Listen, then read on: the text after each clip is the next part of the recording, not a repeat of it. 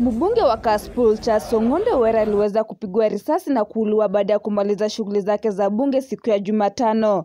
Tukio hilo lilifanyika pale Nairobi karibu na City Mochari, barabara ya Ngong saa 1:30.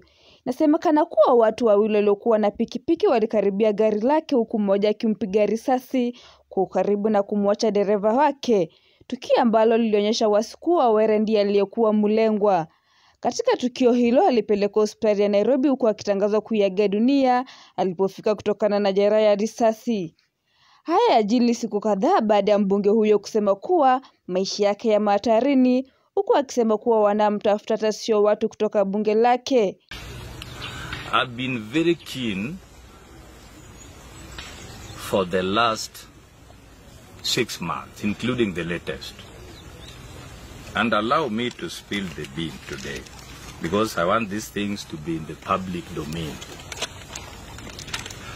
Those who bring insecurity in Kasipul, they are not residents of Kasipul. These youths. There's a vehicle which abducted one called Brian.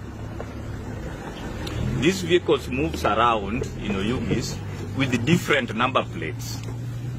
The security agency are briefed on this. We can't say because that people should not be coming to Kasipul, no. But if you come for a funeral, if a relative, you breathe with us, you eat and you go. Why do you come with crude weapons?